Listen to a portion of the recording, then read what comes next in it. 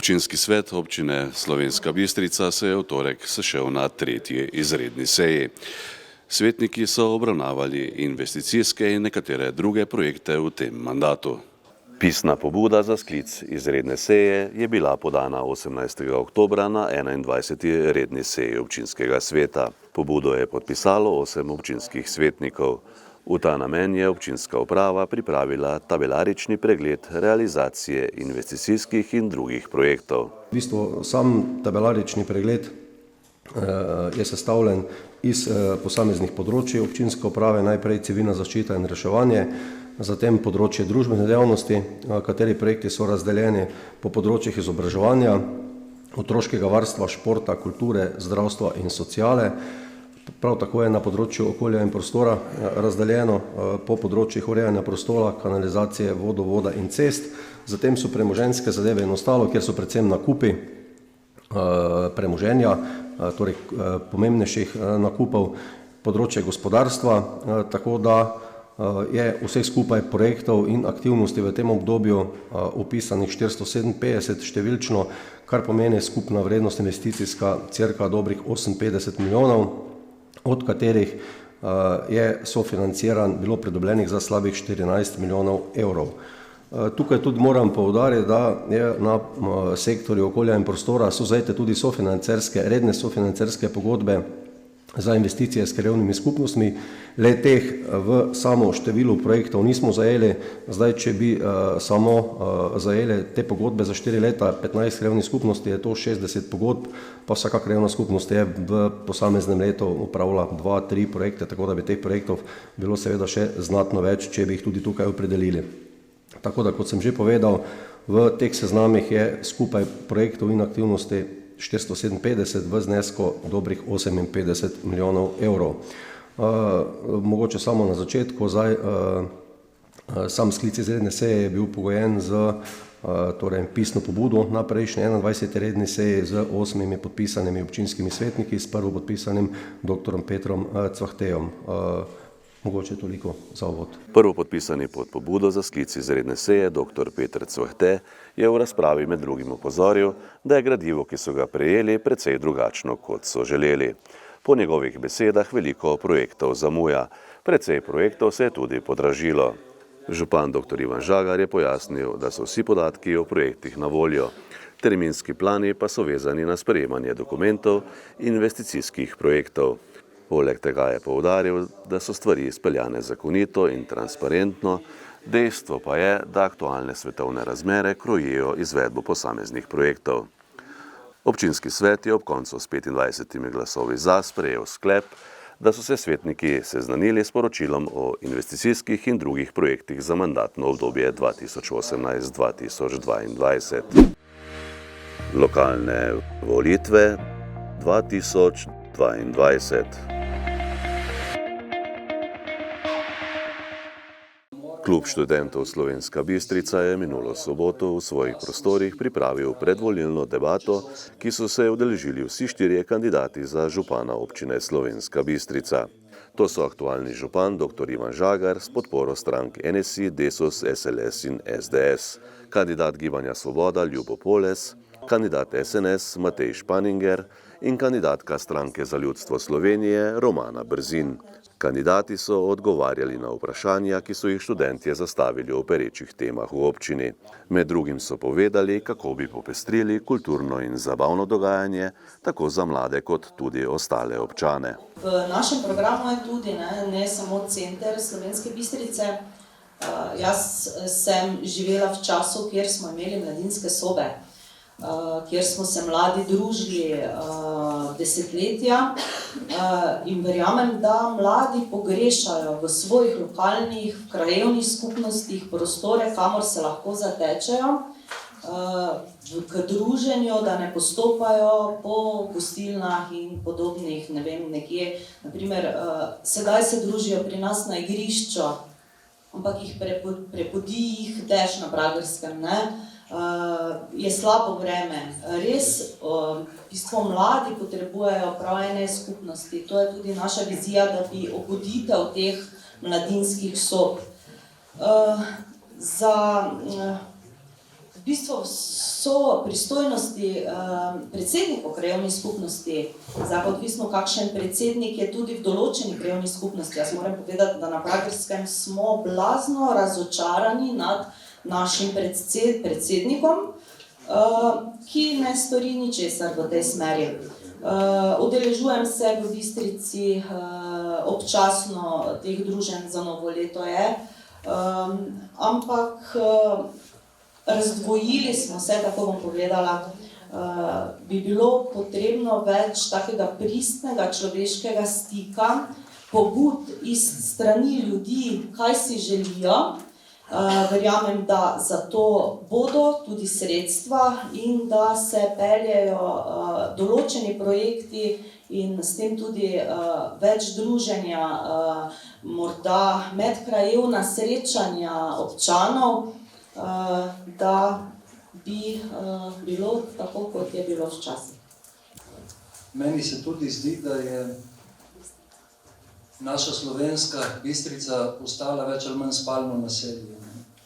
In definitivno mi imamo namen oživiti center. Oživiti center pomeni ne samo urediti ga kot pešcono, ampak tudi upeljati v njega dejavnosti, ki so interesantne za občanke in občane. Tako da bi ljudje, tako otroci kot odrasli, radi prihajali v njega. Ne? V tem trenutku za center, po mojem pojmu, največ naredi gospod, ki prodaja odličen sladoled, ki ga vsi z veseljem gremo lizati, ne? Ampak to je veliko premalo. Ne? In torej, po drugi strani bomo zgradili kulturni dom. Kulturni dom z večnamensko dvorano in v katerem bo tudi kino.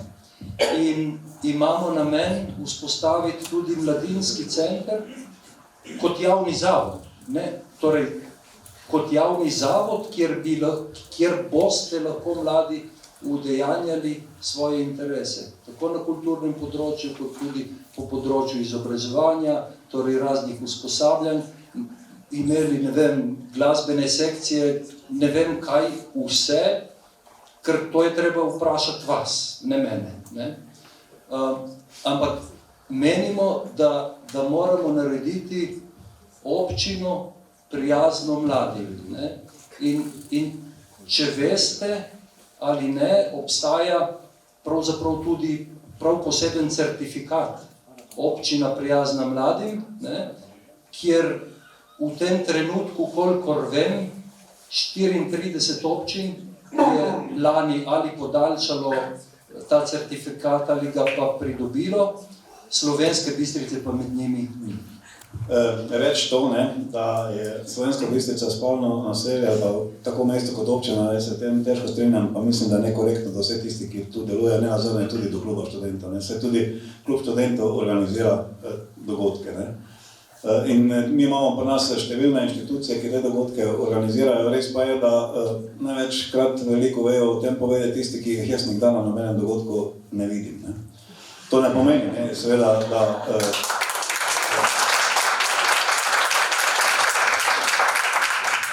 vsak pa pravico do svojega življenja. Ne. To seveda ne pomeni, da ni možno še kaj več postoriti, ne. Ampak dejstvo je, da na številnih področjih in inštitucije in tudi številna društva delujejo in delujejo tudi po številnih krajevnih skupnosti. Res pa je, da kot velika občina se nekatere stvari dogajajo v samem mestu, nekatere se dogajajo izven mesta. Mogoče je nekoliko tega vtisa povezanega dejansko vseeno z tem obdobjem COVID-a, ki je pravzaprav 2 leti to dejavnost v veliki meri zamrznilo, ne.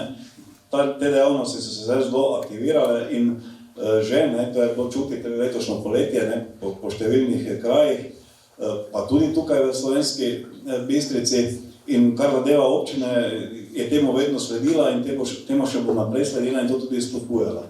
Zdaj tukaj gre tudi za seveda aktivnosti recimo vas mladih, ne samo znotraj študentskega kluba, ne, ampak tudi širše po društvih so različno aktivni, ne, in tudi tam so številne možnosti.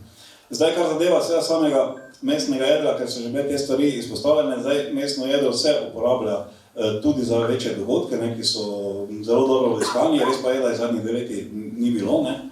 Tukaj je treba recimo zraven prišteti še tudi ljudi, ki delujejo na turističnem področju, se pravi tako recimo vinogradniška društva, potem so turistična društva. Skratka, če bi šli gledati nabor vseh teh vsebin, pa svetujem, da si tudi informator, pa pogledate mesečne objave teh dogodkov, boste videli, da jih je kar veliko. Ponavljam pa še enkrat, da se strinjam, da jih je lahko tudi še več in na nekatere stvari, recimo tudi kar se tiče športne dvorane, bo lahko omogočila, ker je tako prenovljena, tudi kakšne večje dogodke mogoče iz nekega tega zabavnega dela ob seveda vseh športnih dogodkih. Zdaj, kar pa zadeva pa samega mestnega jedra, zdaj jaz nisem naklonjen temu, da se absolutno mestno jedro v celoti zapre, ker potem bomo imeli še bistveno večje težave. Vemo, kako je v tistih mestih, ker so se mestna jedra v celoti zaprla, tam je potem še večja težava z oživljanjem tega mestnega jedra. S tem se pa mi zdaj tudi aktivno ukvarjamo.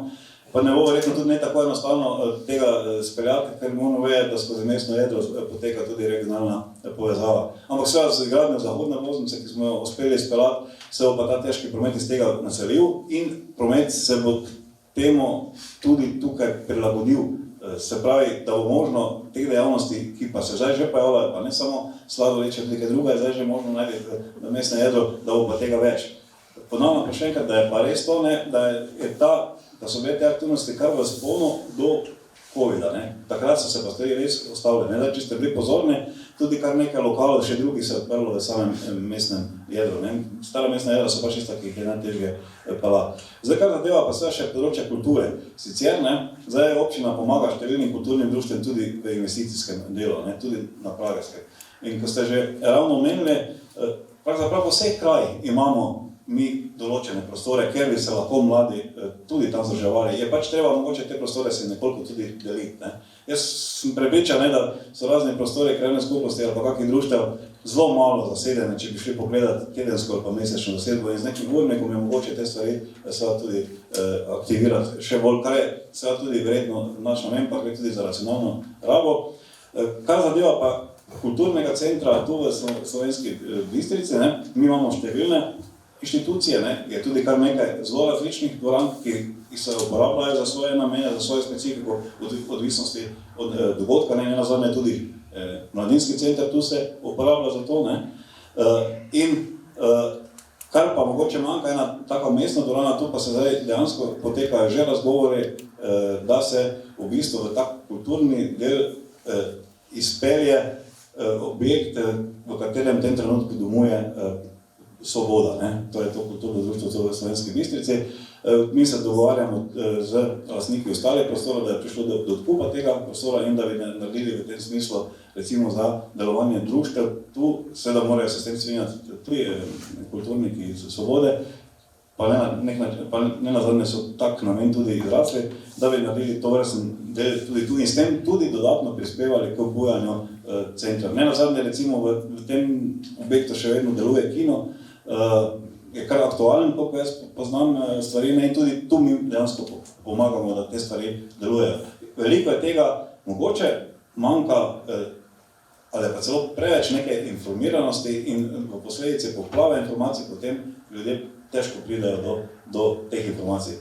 Se pa strinjam s tem, da bi bilo potrebno ponovno poskušati aktivirati mladinski center. Zdaj v mladinskem centru nismo fizično, občina je že to postorila, že davno nazaj namenila te prostore za mladinski center. Zdaj ta mladinski center je nekaj časa deloval, pa je potem malo slabše deloval in je celo tudi ugasnil. Mi smo pravzaprav v vsebinskem smislu tudi sodelovali pri aktivaciji tega mladinskega centra. Bil je tudi en projekt na to temo Zalan, ampak potem so se stvari pač ustavile. Tu pa se strinjam s tem, da bi bila potrebna, pa ne samo tu, tudi na številnih drugih področjih, ampak tudi tu verjetno večja aktivacija tudi vas, mladih, da bi ne samo klub študentov tu deloval, ampak tudi širše, da bi delovali torej tudi ostali, da bi lahko delovali tudi ostali mladi, različne asociacije mladi tudi v okviru tega mladinskega centra v vsebinskem smislu. In bi ta mladinski center res lahko bil tudi neko vezno tkivo med na eni strani, če hočete, tudi občino pa inštitucijami, na drugi strani pa vsemi uporabniki. Ker ta link mogoče pa dejansko manjka. Zdaj, kar se mene osebno tiče, jaz sem bil vedno odprt za to, bil vedno vesel, da so se študenti oglasili, mi smo se dobivali vsako leto pravzaprav, ne, in tudi smo vedno vse aktivnosti podprli tudi vse aktivnosti in če bomo to možno smel, bomo podprli te aktivnosti tudi v prihodnje. Ne. In smo zelo veseli tudi nekih novih idej. Ne. Ko sem se s študenti pogovarjal, seveda klub študentov je zelo dober v enem delu, kar se teče tega programa, ki ga pelje, ampak ta program je bilo smiselno dejansko tudi nagraditi. Ne. Mi imamo projekt zagonskih podjetij, ki že tudi teče na področju Kozeja. Tako področje Kozeja je tudi namenjeno večjim prireditvam, tudi klub študentov jih uporablja. Ne. Gre se tudi za to, da se tudi te vsebine dodatno aktivirajo v tem delu. Ne. Tako da tudi v tem smislu je pa dejansko me poziv tudi v aktivacijo. Ne. Za to vprašanje, v bistvu se z mojimi predhodniki ne bi ponavljal, se strinjam z vsem, kar so povedali. Mogoče bi se zdaj, bom rekel, osredotočil predvsem na mlade, glede na to, da smo tukaj v teh vaših prostorih. Praktično občina, če gledam po erarju, je namenila 7300 evrov od leta 2005 do leta 2018, kar je izredno mali znesek. K temu še pa RIC dodal od leta 2016 do leta 2022 8900 evrov. Kar se tiče, bom rekel, tega sofinanciranja oziroma pomoči strani občine, je po mojem mnenju premalo. Če gledam druge občine, dobivajo oziroma druge študentske klube in tako naprej, dobivajo recimo Slovenske Konjice okoli 3000 na leto, Murska Sobota 3000 na leto, ptujski študenti 2000 in tako naprej. Zdaj, kar se tiče oživljanja samega mestnega jedra, bi bil en dober primer, recimo mestna občina Ptuj. Jaz, glede na to, da sem, kot sem povedal, tajnik Zveze lovskih družin Ptuj-Ormož, sem izredno veliko tam. Tam se vedno nekaj dogaja, od beer festov, street foodov in tako naprej. Veliko časa sem na to opozarjal tudi na občinskem svetu, zato bom rekel hvala Bogu, če se vsaj sem kanček temu mozaiku dodal, da se je zgodil tudi en street food tukaj v Kozeju, je to ok. Nadalje, recimo najemnine v Ptuju za cirka 60 kvadratov, nekje 120 evrov mesečno in tudi tu bi morali narediti, bom rekel, mestno oziroma center mesta primeren vsemu temu. Kar se tiče koncertov, na Ptuju je izredno veliko koncertov, kdajkoli priješ, petek, sobota, nisi razočaran, vedno se nekaj dogaja, pa ne rabiš ravno gledati niti po nobenem socialnem omrežju, ker se to vse skupaj vidi. Če pa že gledamo, bom rekel, informiranost, imajo na Ptuju mobilno aplikacijo Visit Ptuj, kjer se vse praktično tukaj vidi. Jaz zdaj ne reklamiram občine Ptuj kot take, ampak govorim samo o primeru dobre prakse, kaj bi se lahko naredilo za naprej. Vidim tudi povezavo občina in vsa ostala društva, naj se bojo kulturna oziroma kakršnakoli društva.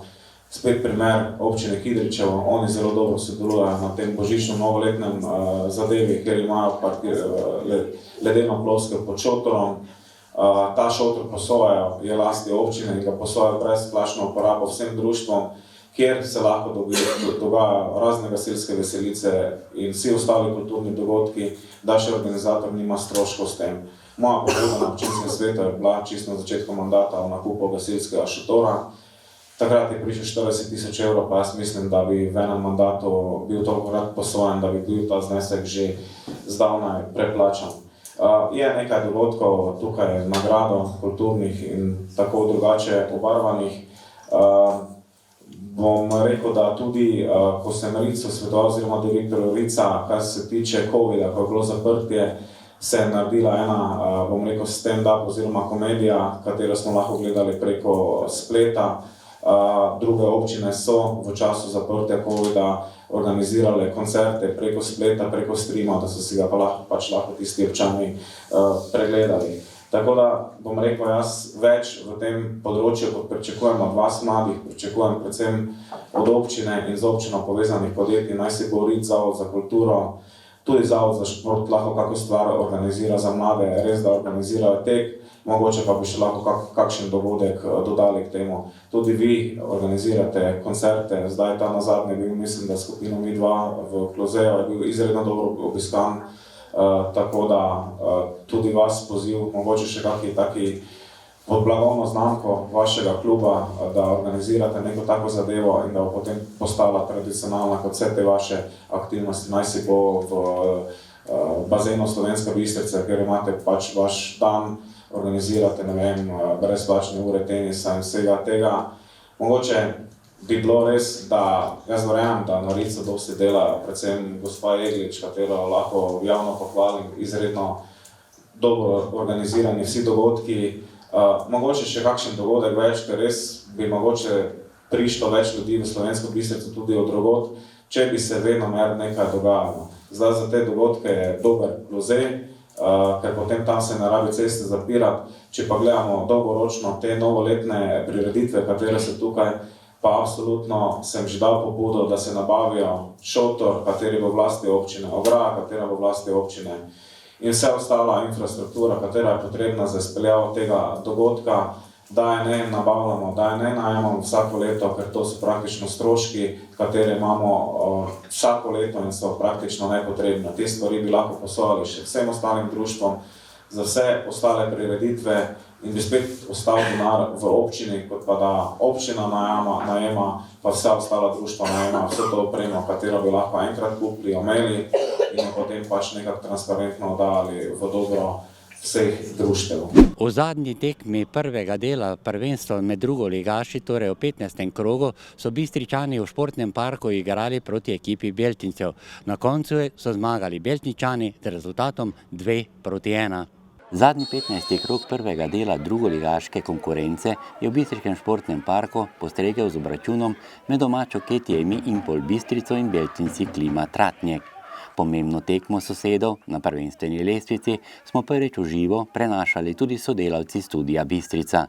Zato v naslednjih 2 minutah poglejmo, kako dramatično se je razpletlo. Zadnja priložnost na tekmi, da Bistričani torej poravnajo na 2-2 in doma torej ostane točka. Havelka, strije iz kota Havelka v sredino, skočil je Goršak, pa še žoga vedno v kakšnem prostoru in prekršek nad Martinčičem, sodnik je pa samo odmahnil z roko. Sodnik Jerič si ni upal pokazati na belo točko, torej že v sodnikovem dodatku. Mislim, da je sodnik Jerič tokrat tudi v tem primeru res bi lahko odločil, vendar je tu Havelka, še pritiskajo Bistričani, še pri žogi Havelka v sredino, Žaler, Bračko strelja in žoga mimo gola. Žal žoga mimo gola, tako da ostaja 2-1 za Beltince. Ja, poraz je sestavni del nogometne igre. Za Bistričane je bil to drugi, domači po porazu proti Rogaški v 8. krogu. Seveda smo pričakovali več. Na domačem igrišču želimo vsako tekmo zmagati. Mi po prejetem golu smo se drugi polčas odlično vrnili, delali pritisk praktično. Cel polčas na koncu dobimo poceni gol iz prekinitve, že drugič zaporedoma in to nas je koštalo te zmage. Vendar moram reči, da je bila borba, želja prisotna, to ne moram zameriti, ampak prelahko. In prvi in drugi gol je v bistvu otroške napake, ki se nam dogajajo. Res, da smo mladi, vendar se moramo hitreje učiti. Beltinčani so v tekmi povedli v 41. minuti, ko je po lepi podaji Čakša z glavo Nerguti prvič premagal Dabanoviča. Tudi drugemu zadetku v mreži domačih je botrovala napaka obrambe pri strelu iz kota. Drugič na tej tekmi se je gola veselil Henrik Nerguti. K zmagi Beltincev je velik delež dodal tudi vratar in kapetan gostov Domen Zver. Danes je bila tekma zelo težka. Igrišče je bilo dokaj mehko, ni dopuščalo ne vem kakšne igre. Tekma je bila zelo napeta, tako z ene strani, tako z druge. Bilo je dosti priložnosti. Zadetek za varovance trenerja Franca Fridla pa je dosegel Mateo Koprivc. Kljub temu pa so domači zamudili kar nekaj priložnosti, iz katerih bi lahko dosegli še kakšen zadetek. Vendar se v nogometu dogajajo tudi napake, iz katerih nato padajo tudi zadetki. Tudi danes nič ne morem vzeti gostujoči ekipi, borili so se, so dobra ekipa, tudi zdaj so na lestvici pred nami, ampak mislim, da smo vsi pri nas razočarani, ker smo si želeli več. Bistričani so po prvem delu na 8. mestu z 19 točkami, torej v zlati sredini drugoligaške nogometne druščine.